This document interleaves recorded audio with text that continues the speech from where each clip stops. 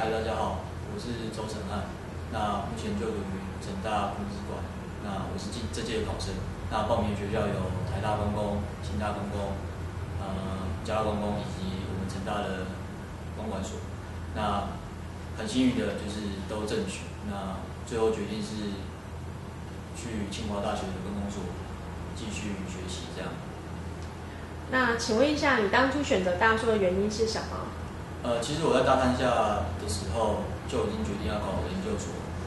但是那时候我其实还蛮迷惘的，所以那时候大硕的一些经办人员有在我们学校办一些演讲之类的，那我都有去参与，我都有去听，那发现其实大硕还不错，那也有问过其他学长姐给的建议，那他们一致认为大硕是我最好的选择。如果我要考师范的话。如果我要考研究所的话，那大硕补习班会是我最好的选择。那其实我也比较过智胜等一些其他补习班，那发现其实大硕是最好的。那也就是我事实证明，大硕也帮助了我。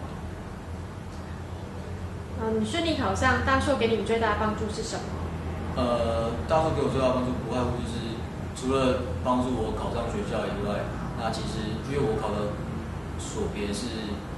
科目是统计学跟作业研究，那其实老师在教学方面也不会一直强调怎么解题，那其实是教我大观念跟直觉的建立，那也帮助我不仅考试上得心应手，那我对于统计学跟作业研究这两块领域，我更能了解，更能深入理解，所以其实并不是只有分数上能反映出大硕帮助我哪些东西，那对于这些领域或是其他相关的课程方面，我也更融会贯通，更得心应手。那所以到时候帮助我最大的地方，除了让我考上我理想学校以外，也帮助我彻底了解这些领域的精要。好，那你体验过数位学堂之后，对数位学习的印象比较及感觉如何呢？我觉得数位学堂的课程最大的优点就是如果我晃神的时候，或是我不小心睡着的时候，我可以回去重新听过那一个部分，所以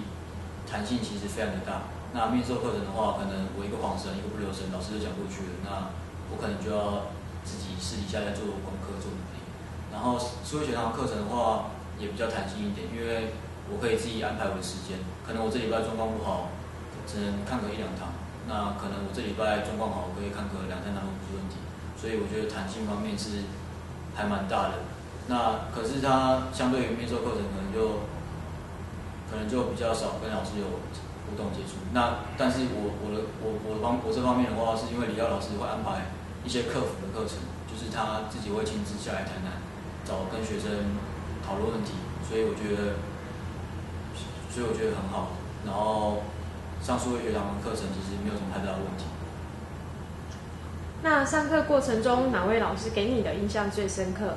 其实我上了统计学跟作业研究，就只有2位老师。其实这2位老师给我的印象非常深刻。那首先先讲张翔老师好了。张翔老师在我暑假上的第一堂课，他的第一句话就是不要以台政为目标。其实我听到的时候，其实有点惊讶，因为我既定的印象就是补习班老师都希望榜单好看一点，所以当然会希望台大、政大的录取考生多一点。那后来老师又说了一句话，重要的不是抵达，而是寻找。那我觉得这句话影响我非常深，因为老师不仅教授我在学科上面的知识、直觉，那也教会了我人生。因为很多过程都是因为很多逐梦的过程都是价值都是在你追梦的那个过程，而不是说你真正到达了什么地方。因为在这样的过程中，你才可以确定自己要的是什么。然后再进而拟定自己的目标理想。然后因为老师还说过，以后如果你找到工作，如果是你不喜欢的，那你会活得非常痛苦。那他还说他在补教界教了10几年，快20年，他每一天来上课都是认真的，因为他真的很热爱，都是很开心的，因为他是真的很热爱这份工作。那所以老师教导我的，除了学术上的知识以外，人生观也给我非常大的启发。再来是李浩老师，李浩老师他属于比较务实的一派，所以他也会跟我讲一些除了课业以外很多的人生观之类的。像我们客服的时间，因为他是我们成大的，他也算是我成大的公资管学长，所以他其实跟我讲了很多他在业界啊，或是说他的职涯的很多内容、很多东西，那也帮助我非常多。对。那请问一下，课程中的课程内容与出题方向是否相符呢？上课的内容，统计学的话就是提纲挈领、学统计以及统计学700题。那作业研究的方面就是李浩老师自己编的题目，自己编的讲义，然后跟题目这样子。其实我觉得出题方法非常一致，因为老师都非常用心，他们会针对各个学校每一年的考古题的内容而去编排讲义。像统计学现在应该出到500、600了，所以其实其实那个出题的方向跟老师讲义的内容其实非常的一致。如果你熟读讲义的话，熟读老师的教材的话，相信考试中要拿高分应该不是太困难。对。那请问一下，你是如何安排你的读书计划及准备方法？其实我觉得我的起步比很多学生、很多考生都还要晚，因为我是大3下才决定，然后在大3下升大4上的暑假才第一次正式进入大数补习班听老师上课。那其实我自认为我统计学那时候在学校的时候，其实自认为学得还不错，但我上了张老师的课之后，我发现我根本是错的。对，因为很多观念跟很多东西其实是我搞混的，我根本不懂的。那所以在暑假的时候，统计学方面我就是先跟着张翔老师的脚步。那张翔老师上课也非常的认真，每个礼拜的课程都让我学到很多东西，也觉得很有内容。那因为其实暑假那一段时间，我还不太知道要怎么准备研究所，我也只能跟着张翔老师的脚步，或是说询问学长姐意见。那其实这样就够了，因为张翔老师每2个礼拜会安排一次小考，是跟他各个台北班啊、台中班、高雄班的学生一起考试，有一种督促自己念书的感觉。那等于也是在帮我安排行事历，所以暑假方面，统计学我是跟着张老师的脚步，那稳扎稳打，先把基本观念弄好、弄清楚，然后再去要求其他更进阶的。那做研究方面的话，暑假我也是先自己安排1个礼拜，通常如果没意外的话，我会先安排2到3堂课，就跟统计学一样。然后我发现这样其实效果还蛮好的，因为我会督促自己一定要去把课听完。那听完之后，当然就是课后的复习也是不能少，因为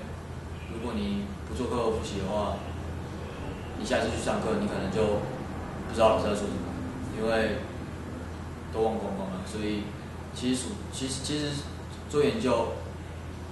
跟同学其实蛮像的。暑假方面就是跟着老师的进度，老师每一张习题后面也会有习题，就是跟着老师的进度去做。那不懂的地方就是勾起来，或是问同学之类的。然后也是持续到开学，就是把课程都听得差不多之后，再考虑下一步。那开学过后，其实读书计划其实更重要，因为开学过后，除了课堂上除了自己会有自己的必修课、选修课等等，你还要面对专题什么其他很多很烦的事情，所以读书的时间会其实降了蛮多，所以读书计划写得更加重要。那开学后读书计划方面，我是一有空堂时间，我一定会跑去我们学校的 K 馆或是图书馆自习，然后就将统计学跟作业研究再彻底看过一遍，题目也是再彻底做过一遍。那发现有问题的地方，就是先做记号，然后以便以后再读过。那最后不是最后，就是到后来是10月、11月的时候，比较没那么忙的时候，就开始专心投入于读书这方面，就是一样是看讲义、写题目、看讲义、写题目。那这个动作大概维持到12月、1月吧，12月、1月差不多陆陆续续各个学校也要考试了，所以就在12月、1月的时候，我们就开始会针对考古题，因为各个学校的出题方向不同，所以我们会针对考古题去做分析，看哪些方面特别需要加强。像以我的例子的话，我新考的学校是清华大学跟交通大学，我就会先针对清华大学跟交通大学的考古题去做分析，写完之后，我大概知道他们的出题方向之后，再去针对我不足的地方去补足。那作业研究跟统计学都是一样。再来就是考古题的练习非常重要，因为我个人认为考古题并不是说一定要拿多高分，而是说因为考古题是全范围的东西，也是可以看出各个学校的趋势，所以考古题写考古题应该是你发现哪方面我忘记了，这方面我可能忘记了，或是说我没有看熟，我再回过头来加强这一方面，而不是说我写考古题一定要拿90几，甚至拿满分。所以这是我的想法。那写完考古题之后，一定要彻底做好检讨工作。那跟朋友讨论也可以，自己问老师也可以，因为考古题这块非常重要。然后我觉得比较重点就是，还有个准备方法比较重点就是自己组一个读书会。那因为我的好朋友也有3、4个要一起考公共所，所以我们会自组一个读书会。那就是可能每天晚上9点、10点开始讨论，我们今天遇到哪些题目有困难、有问题。那因为在经由讨论过程中，我们会发现其实很多方面，比如说一个题目有3个方面，我只想到一个，另外同学又想到一个，那都凑一凑的话，发现其实我们都可以把这个题目写得很完整。所以我觉得读书会非常重要。然后差不多是这样。好，分享你上考场应考时的答题技巧。上考场的时候，其实上考场的话，其实我上考场前，其实我是非常期待的，我不是紧张，紧张是要放榜，因为我觉得我准备好了。那剩下的就是这题目答题技巧。答题技巧的话，我会先看过所有题目，再决定要从哪一题下手，因为其实每一题的难度不一样，配分也不一样。那有可能我太执着于我不会的题目，那后面我会的题目反而时间被压缩，就没有时间写了。所以我会先浏览整个题目，快速看过，然后并且将我有把握的题目先作答，然后再回过头来看我不会的题目。好，那请你分享一下这次考题方向及准备重点。考题方向我觉得每年都在变，但其实每个学校像我刚刚说的，其实都可以抓到一些出题的方向。那这就要自己去研究考古题，或是问学长姐，才可以知道。因为毕竟每个学校考的东西都不太一样。那准备重点的话也是一样，依各学校自己整理出来的重点，